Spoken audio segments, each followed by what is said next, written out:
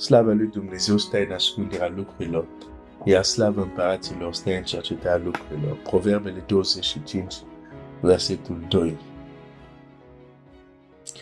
Dușmanul care te cunoaște, dar nu așa bine. Ieri am vrut să reamintesc doar că există lucruri ascunse, există secrete. Nu totul este pe tavă, se dă pe tavă. Și aș vrea să ne gândim la Aman, care a avut informații despre acest popor, dar erau lucruri despre acest popor, erau lucruri despre Mardoheu, care Aman nu a știut. Și aș vrea să te încurajez, dușmanii care îi ai nu au toate informațiile despre tine. Hai să mă zic o dată. Dușmanii pe care îi ai nu au toate informații despre tine. Nu cunosc totul despre tine. Cum ar putea? Că nici tu nu știi totul despre tine. Bine, știu că există situații unde alți oameni cunosc mai bine. Există oameni care te cunosc mai bine decât tine. Asta vreau să zic. Știu că se poate întâmpla asta. Dar aș vrea să citesc un text. În 1 Corinteni,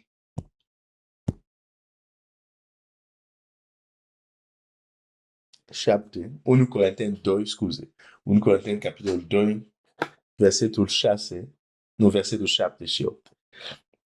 Noi propovăduim înțelepciunea lui Dumnezeu, cea tainică și ținută ascunsă. Ți-am zis, există lucruri ținute ascunse, secrete. Cea tainică și ținută ascunsă, pe care o rânduise Dumnezeu spre slava noastră mai înainte de veci. Și pe care n-a cunoscut-o niciunul din fruntașii veacului acestuia, căci dacă ar fi cunoscut-o, n-ar fi răstignit pe Domnul slavei. Și fruntașii acestui veac, bineînțeles, văd pe fruntașii vizibili, ca să zic așa, dar și fruntașii invizibili, care, din acest veac, care nu ar fi răstignit pe Domnul slavei. Cu alte cuvinte, dacă ei ar fi știut ce avea să se întâmple după ce le răstignesc, nu le-ar fi răstignit. Deci, în strategia lui Dumnezeu, în înțelepciunea lui Dumnezeu, era că deși știau anumite lucruri despre Iisus, când demonii îl văd, zic, da, știm că ești Iisus, Fiul lui Dumnezeu. Și așa mai departe. Dușmanii știau despre el, dar exista o dimensiune. Exista ceva despre el care le era ascuns.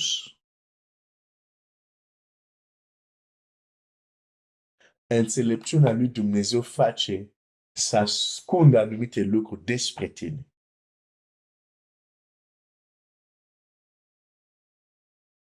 Anumite lucruri ascunse despre tine care la un moment dat, pentru că sunt ascuns și necunoscut de dușmanul, va face o greșeală. Va face un lucru care nu trebuia să-l facă.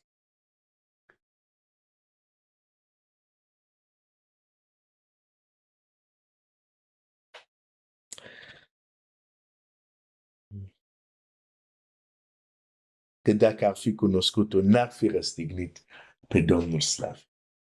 Deci acest plan al mântuirii, această victorie a Domnului Iisus, în această strategie era că ăștia nu trebuie să știe asta și asta. Anumite lucruri le știu, dar asta nu le știu. Nu ar trebui să le știe. Sunt ținute ascunse. Și aș vrea să-ți spun că în lupta ta astăzi cu întunericul, Dumnezeu în înțelepciunea Lui a ascuns anumite lucruri despre tine.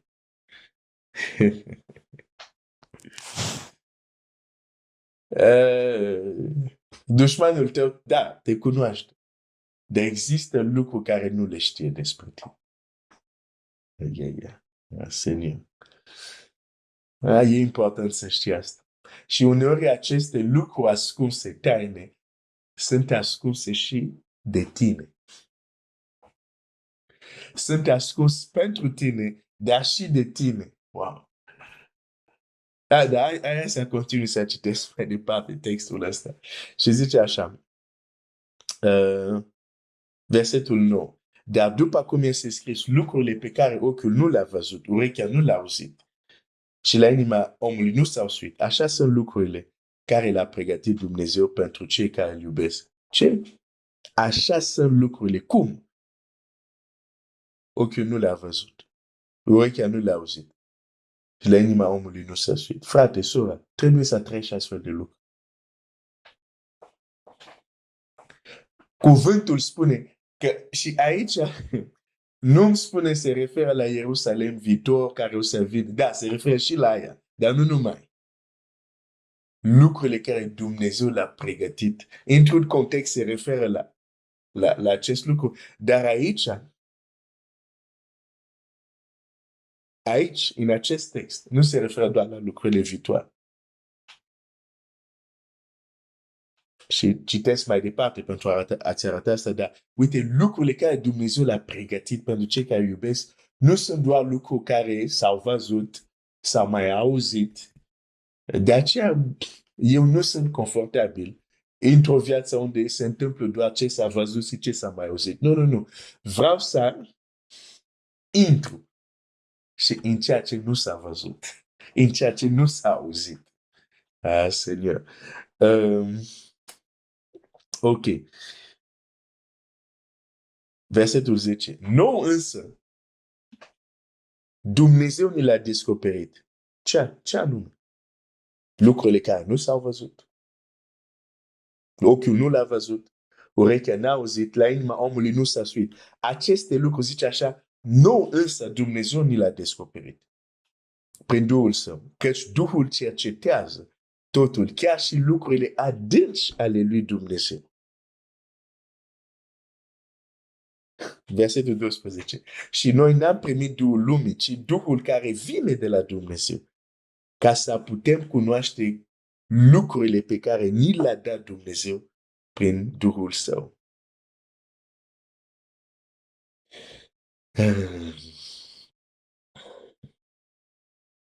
Versetul 14. Dar omul firesc nu primește lucrurile Duhului Dumnezeu, căci pentru el sunt o nebunie. Și nici nu le poate înțelege. Pentru că trebuie judecate duhovnicești.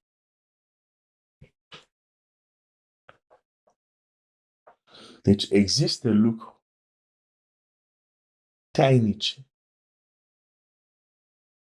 tainice, ascunse. De ce sunt ascunse? Ochiul nu l-a văzut.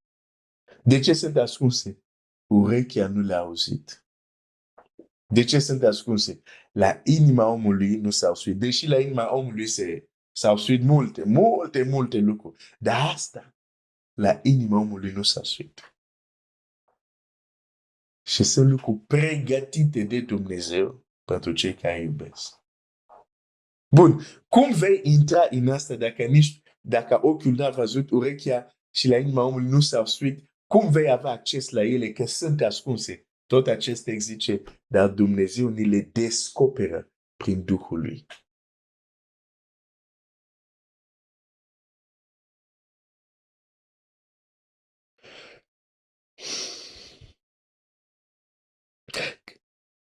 Și noi n-am primit Duhul lumii, ci Duhul, versetul 12, care vine de la Dumnezeu ca să putem cunoaște lucrurile pe care ni le-a dat Dumnezeu prin Harul Său.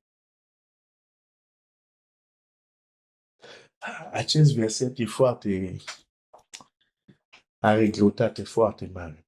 Asta înseamnă că există lucruri care îți sunt ascunse, dar sunt pregătite de Dumnezeu pentru tine. Iar singurul mod pentru tine să afli de ele e că Duhul lui Dumnezeu să ți le descopere. Duhul lui Dumnezeu, nu un om. Pentru că ochiul n-a văzut, urechea n-a auzit, nu un om, dar Duhul lui Dumnezeu.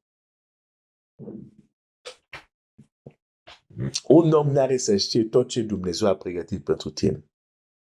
Dar Duhul lui Dumnezeu îți poate descoperi ceea ce ți aparține. Pentru că Dumnezeu l-a pregătit pentru tine.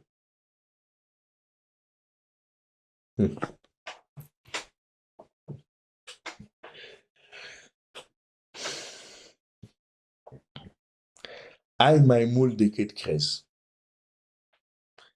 Ești mai bogat decât îți imaginezi. Nu din cauza ta. Din cauza acestui Dumnezeu al dragostei, care în dragostea lui, dar și în înțelepciunea lui, a pregătit pentru tine lucruri nemai auzite, dar le ține ascuns. Până când ești gata să primești descoperirea de ce a fost pus ascuns deoparte pentru tine. Deci aș vrea să înțelegi în lupta împotriva dușmanului nostru, ai resurse de care nu știi. Lucruri ascunse. Atunci ar fi bine să crezi că Duhul lui Dumnezeu vorbește astăzi și descoperă lucrurile. Pentru că dacă nu crezi asta, acele lucruri vor rămâne ascunse și de tine. Și dacă rămâne ascuns, n-ai cum să beneficiezi de el. Există mana ascunsă. E ascunsă pentru o perioadă, dar un moment o scoate și îți dă mana ascunsă. Este scris, cel care va birui, zice, îi voi da mana ascunsă. Deci există o mană care este ascunsă, dar există un moment unde Domnul o scoate, zice, acum îți dau. Ceea ce a fost ascuns până acum, dar acum ți-o dau. Mana ascunsă, mănâncă. Vreau doar să-ți aduc să înțelegi că dușmanul tău te cunoaște, dar nu așa de bine. De ce? Pentru că Dumnezeu în înțelepciunea lui a ținut mana ascunsă. În înțelepciunea lui a ținut anumite lucruri ascuns care nici tu nu le știi.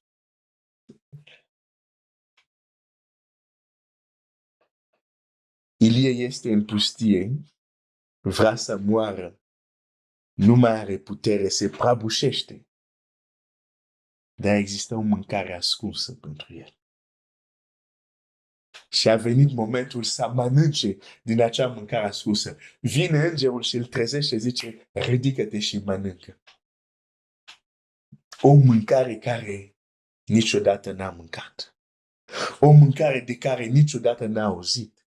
Și niciun om până atunci n-a auzit de o astfel de mâncare. Mănânci.